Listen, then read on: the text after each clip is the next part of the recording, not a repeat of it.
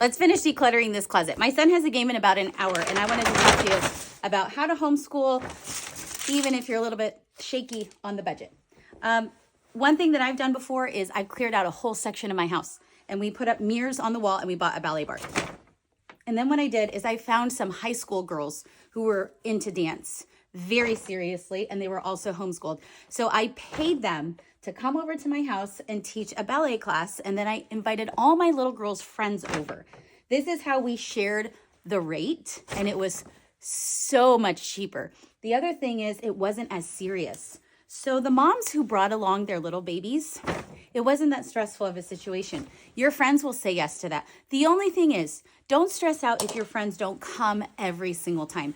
As long as they pay and they're committed with their money, it's fine if they skip a class, because there's really no big giant recital at the end.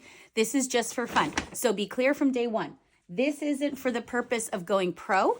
This is just so that our girls get a little bit of an experience. They have a fun time. We get a break to sit and chit chat and have a second coffee, and it's more affordable that way. If it stresses you out to have people over, I would say don't do this. Skip that. The other thing that I've done is a very similar situation, and I did that with a sewing teacher. So my mother-in-law, I've talked about her before. She's a genius with a sewing machine, but she doesn't want to sit there and teach her grandkids and their friends. So what I did is invite grandma to come over to sit with her grandchildren, and then I paid a sewing teacher to come over. But I asked her, can you give me a discounted rate if I find more kids to come? So we had a giant dining room table, and it was totally empty. And we had different sewing machines set up. Each kid had to bring their own sewing machine. Each kid had to show up to my house, and each kid paid the teacher her normal rate. But what I did as an incentive for the teacher is I said, give me a discounted rate and I'll find you as many kids as you can handle. So it really helped her business. She didn't have to do any of the effort, and I got the added discount. I also got some really great memories of my kids with their grandma. That was a fun time. That was really fun. If I could go back and do that again, I would. The reason why we're not doing that now, for anyone who wants to know, is because grandma is now taking care of great grandma, who's over 90. And I think she should. It's her mom. It's a special time for them. She is battling cancer. So right now we can't do that. Maybe we can again in the future. Another thing we've done is we had a pastry chef come over to our house. These are all things I'm thinking of off the top of my head.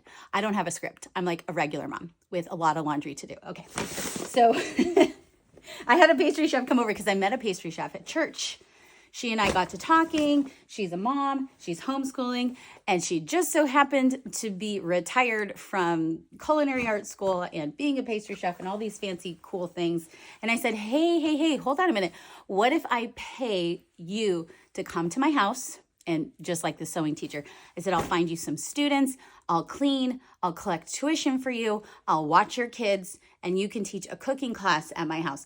The problem with the cooking class is that other people's kids are really messy. So that is not a class that we repeated year after year. That teacher ended up going on to have a business, and maybe she'll have a bakery again someday. But right now she's in the childbearing years. Her kids are little, and she can't teach unless she has other moms helping her with her little guys. But that's okay. Everybody has those seasons. It was really fun. I would highly recommend. My kids still use the recipes that they had from that class. So that was great. But the mess, y'all, it was a mess. It was a mess. They made these incredible things. But you know what? If you've ever worked at a restaurant in a kitchen, then you know. It's messy. It really is. The last thing that I've done is normally like at my co-op, I'll get super nosy in a good way, in a friendly way, and I'll just talk to the moms. And then I have a mom friend who's brilliant at teaching art classes. She's actually the advanced math teacher at the co-op. But I notice her with her little guys, and they're doing these extravagant art projects, and she seems to be really happy to do that with her kids. So I just bugged her for about 2 years, and I said, can you start teaching at the co-op so that you're doing that with your kids, and all the rest of us can pay you to throw our kids in the room, and then if you need help, we can be your TA, we can be your babysitter.